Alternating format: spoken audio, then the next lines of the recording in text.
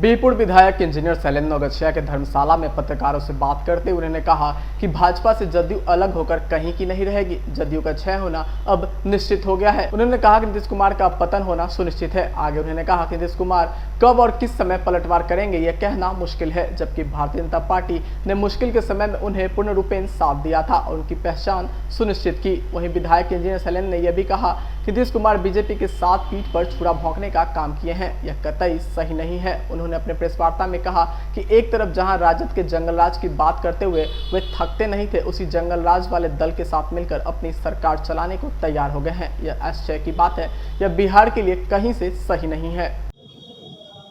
बिहार की बदलती राजनीतिक परिवेश में आप सबों ने देखा होगा कि राज्य के मुख्यमंत्री नीतीश कुमार जी ने एक बहाना बनाकर कि भारतीय जनता पार्टी हमको सम्मान नहीं देती है और अचानक इस विषय को लेकर उन्होंने भारतीय जनता पार्टी से गठबंधन को तोड़ दिया और राजद से गठबंधन किया। बार बार वो बता रहे हैं, कह रहे हैं कि हमको सम्मान नहीं मिला, भारतीय जनता पार्टी ने सम्मान नहीं दिया। तो आप देख रहे हो कि नीतीश जी वैसे जो तेजस्वी यादव 2013 में और 2017 में जिस जंगल राज के खिलाफ में भारतीय जनता पार्टी से गठबंधन करके एक अजेय बहुमत बनाया और उस अजेय बहुमत के खिलाफ फिर से उन्होंने राजद के साथ गठबंधन किया।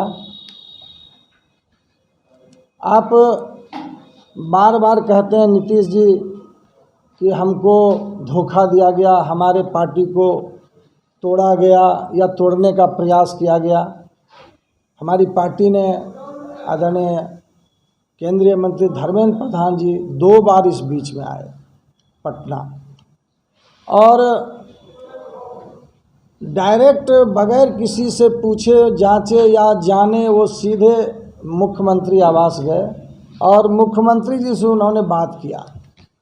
उन्होंने कहा कोई बात नहीं है, हम लोग बिल्कुल अच्छे स्थिति में, हम लोग का गठबंधन चलेगा। भारतीय जनता पार्टी आश्वस्त थी। बार बार भारतीय जनता पार्टी भी हमारे अपने प्रवक्ता, अपने कार्यकर्ता, अपने नेता को कह रहे थे कि हम लोग अपने सरकार के जो गठबंधन में हैं उनके खिलाफ या उनके बारे में कुछ नहीं बोल रहा है। अचानक से आरसीपी का एक मुद्दा आया, आरसीपी को मुद्दा बनाया गया और कहा गया कि आरसीपी को तोड़ा गया, आरसीपी हमारे पार्टी को तोड़ रहे हैं और आरसीपी को बगैर हमसे पूछे मंत्री बनाया गया।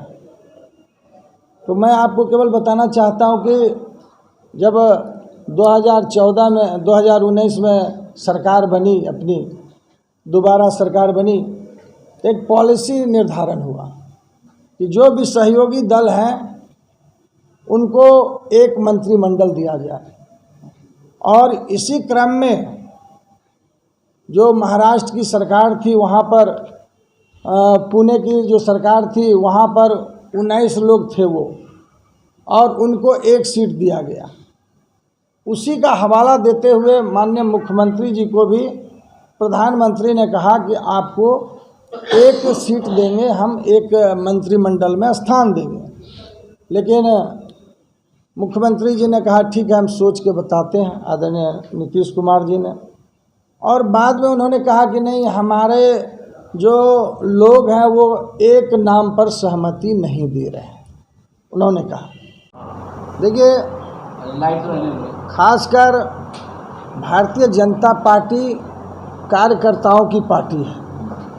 भारतीय जनता पार्टी का विधायक भी कार्यकर्ता होता है और जनता के बीच में रहता है। चुनाव जीते या हारे, आप इसके गवाह हैं कि जब चुनाव हम लोग हारते हैं तब भी उतना ही काम करते हैं, तब भी उतना ही एग्रेसिव रहते हैं, और जब चुनाव हारते हैं तब भी, जीतते हैं तब भी।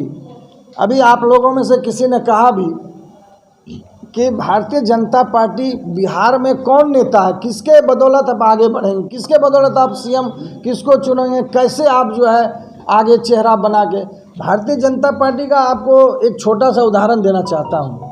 जब 2014 में देश के प्रधानमंत्री के लिए एक बाइक, जब केवल और केवल गुजरात के मुख्यमंत्री थे नरेंद्र मोदी जी, चेहरा बना दिया गया, वो देश के अभी तो विश्व के नेता बन गए हैं। तो भारतीय जनता पार्टी का एक एक कार्यकर्ता चेहरा है, ऐसा भारतीय जनता पार्टी मानती है। दूसरा, एग्रेसिव होना भारतीय जनता पार्टी सदैव जनता के बीच में रहती है, उसके समस्या का समाधान करने का प्रयास करती है।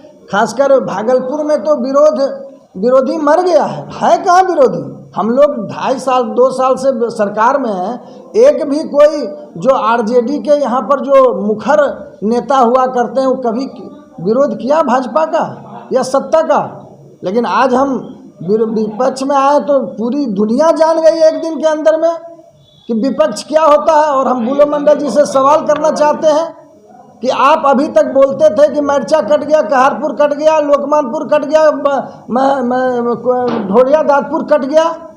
आज आपसे सवाल करते हैं कि डिप्टी सीएम आप हैं, डिप्टी सीएम आप इसलिए हैं कि नीतीश कुमार जी केवल अब प्रधानमंत्री बनने के लिए बने हुए हैं, आपको डिप्टी सीएम बनाया गया है।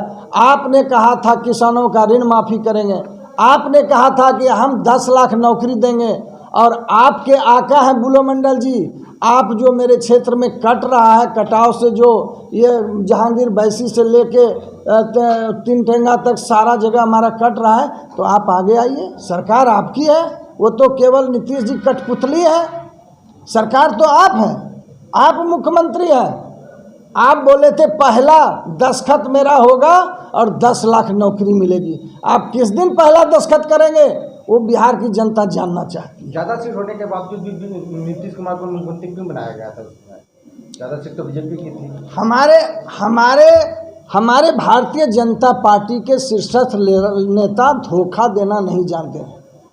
वो उन्होंने कमिटमेंट किया था, जदयू से कमिट किया था कि आप हमारे नेता हैं, इसलिए कम सीट भी आया तो हमने उनको नेता बनाया। ये हमारा कमिटमेंट था। लेकिन आज परिस्थिति जन्य उन्होंने जो है प्रधानमंत्री का सपना सोचे। अब तो 24 के बाद मेरा सपना पूरा होने वाला नहीं है, हम तो बूढ़ा हो जाएंगे। एज ये उस बहाने इनको बुड़बक बना के बच्चा जो कल जेल जाएगा, और राजद को भी तोड़कर ये फिर से चाहते हैं कि हम अपने नेता को जदयू का नेता बना दें और सरकार हमारी बनी रही। उस बेचारे को राजद को भी तोड़कर ये चाहते हैं कि हम गद्दी बनाए रहें, क्योंकि जेल जाना तय है। तेजस्वी यादव। अगर आपने अभी तक हमारे चैनल को सब्सक्राइब नहीं किया है तो हमारे चैनल को जल्द से जल्द सब्सक्राइब करें, लाइक करें, शेयर करें और कमेंट करें। क्या आप पत्रकारिता के क्षेत्र में अपना कैरियर बनाना चाहते हैं? तो आज ही Royal Ashoka Institute of Mass Communication and Journalism में अपनी जगह सुनिश्चित करें। आर्यभट्ट ज्ञान विश्वविद्यालय पटना से मान्यता प्राप्त 100% प्लेसमेंट के साथ royal Ashoka Institute of Mass Communication and journalism नामांकन जारी है। हमारा पता है DS/16 गायत्री मंदिर के समीप, कंकड़ बाग, पटना 8,20,000। आप हमें संपर्क भी कर सकते हैं। हमारा मोबाइल नंबर है 9955456126।